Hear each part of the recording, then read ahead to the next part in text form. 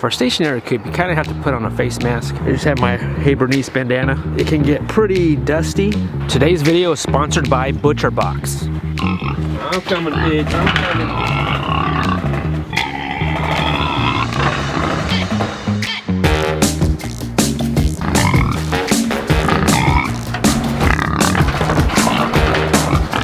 Looks good, looks good.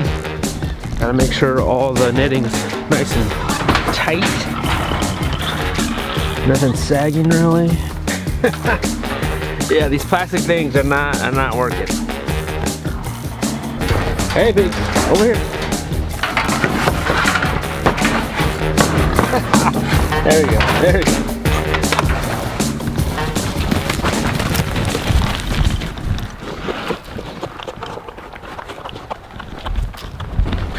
Let's get them the other bowl. The other bowl's still working.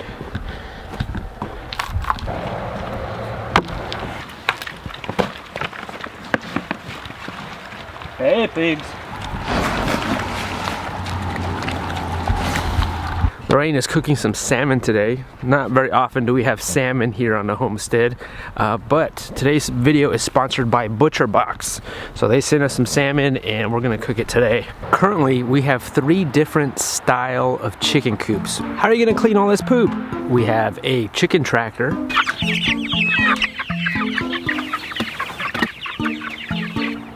which is basically a movable chicken coop, a stationary coop, which is your traditional chicken coop, and we have our chicken brooder, where we house 30 baby chickens with a heat lamp before we put them on grass or move them in with the bigger chickens. The first coop we're gonna clean is our chicken coop. This chicken coop can house up to 40 chickens. Currently we have about 13 chickens, and ideally you want to clean out this chicken coop at least once a week.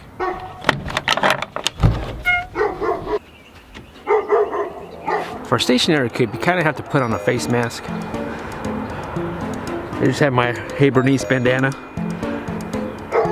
because it can get pretty dusty. I made the chicken coop so you can get like a long rake or a shovel, some kind of garden tool, so you can get in there and pull some of the bedding out. Also, when I built this, I painted the flooring with a heavy-duty Rust-Oleum paint, so it's almost like rubberized, so it's easy to slide off. Now you could push all this bedding into a wheelbarrow, and you could put it in your compost, or maybe even in a garden spot that you want to establish, or you can just slide it off into the area here. And we bring in wood chips anyways, so we usually cover it with wood chips and then eventually just decomposes. Do the nesting boxes in here. Like I said, it can get really dusty in here, especially in the summer months. So you want to come out here at least once a week and do this. As you can see, you know, you got to wear a mask, gloves. It can get pretty dusty. Almost like you want to change your clothes also after you're done. And then we get some fresh straw and then lay it in there. So that way when we move our chickens back in the chicken coop, it'll be ready to go for them. Now that we have a clean coop, we can put this bedding in here. Now it's better to use straw rather than hay. Hay gets very compacted when they poop on it and they step on it, and it's very compacted. With hay, it's not so compacted, and it's more, it kind of stays fluffy. We're gonna push this back. I mean, they're gonna dig through it also, so you don't have to do too much of this. And then put some in their nesting boxes. Once or every 2 weeks, you wanna clean out this chicken coop. Definitely once a month. And it also depends on how many chickens you have. All right, that's done. So, it doesn't take too long, but still, you probably be in like maybe 30 minutes or so of cleaning out the coop. Now I'm gonna clean out our chicken tractor. Before I show you how to clean the rest of the chicken coops, let's talk about this week's sponsor, ButcherBox. This is kind of an example of what ButcherBox sends out when you order a box of meat. I mean, this stuff is still frozen. If you sign up right now by November 16th, ButcherBox will give you a free turkey with your first order. We really like the 100% grass-fed beef that they offer. And stay tuned for the end of this video so we can show you how we cooked a salmon. that they sent us in the mail. Sign up to ButcherBox today with the link in the description. Hey Charlie, good morning. How are you this morning?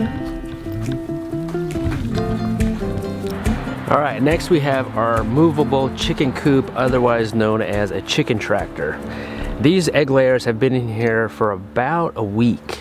We got lots of poop in here. Depending how many chickens you have, you're looking at moving this chicken coop once a week.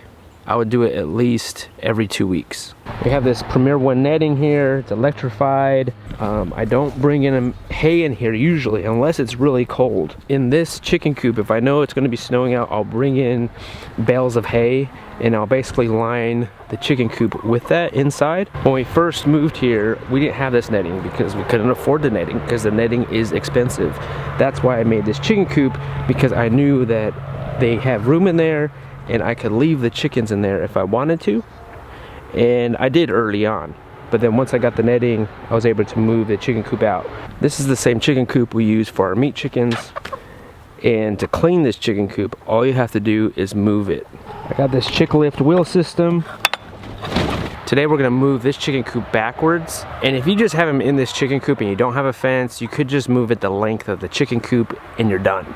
But because we have the fence, we need to clear the fence because we're gonna put the fence around them after we move them. And all of this is because if we were to leave the chickens in this spot, this grass would eventually die. Whenever you have chickens and it's starting to smell, that's when you know it's time to move them or change their bedding or add wood chips.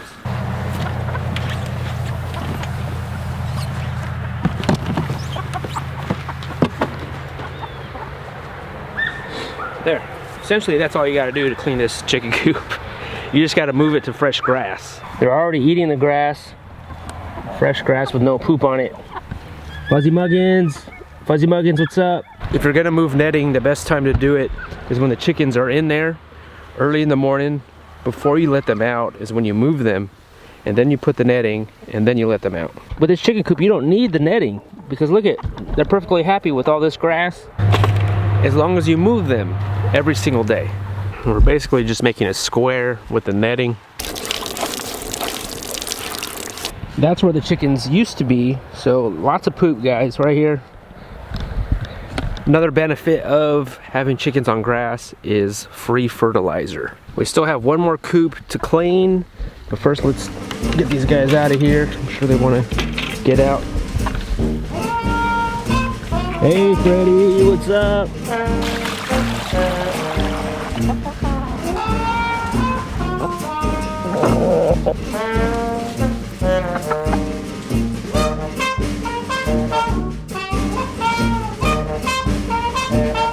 All right, our last chicken coop that we're gonna clean today is our chicken brooder.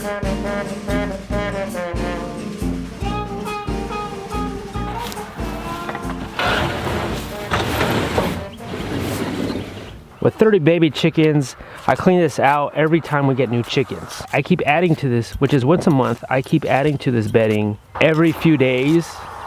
So this is a deep bedding system on a very tiny, small scale. Then after you shovel it all out, you just slide it in. There's no right or wrong way how to clean a chicken coop. It really depends on your own situation and what you're willing to do. I kind of like the drawer idea of pulling out a drawer and cleaning all the bedding out. My favorite thing to do though is moving the chicken coop. It's so easy. Like, you just gotta move the chicken coop on fresh grass. But I also think each one of these chicken coops has their own place, and they're all very important for our homestead. But so many possibilities out there with a chicken coop. Hopefully this can give you guys some ideas of what you can make for your own home or homestead. All right, for lunch, guys, we're having salmon. Salmon for lunch. That doesn't happen too much. That doesn't happen ever, really. I'm not out there in Alaska fishing for salmon, but when you are signed up with ButcherBox, you can get salmon in the mail. I've got my 3 fillets ready, and I'm just gonna drizzle a little bit of olive oil right on the bottom of my glass baking dish. Okay, I'm gonna put my fillets right onto the pan. These are not frozen. I'm gonna put them skin side down. Some garlic. We got a little bit of lemon juice, so really quick and easy way of cooking salmon. I know you can just do lemon juice and butter, but this is gonna be really good. Secret ingredient is Dijon mustard. Our favorite sea salt. Okay, and last, we've got some melted butter. Whisk this up, it already smells so good.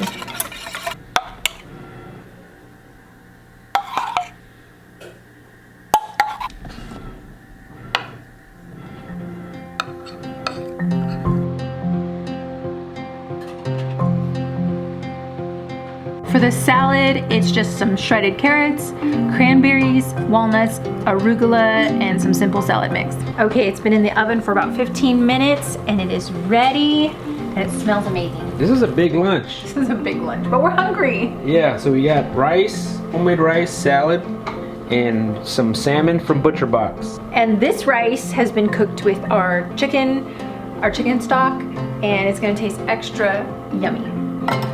This is some good salmon. Let's try this salmon here. How is it? It's really good.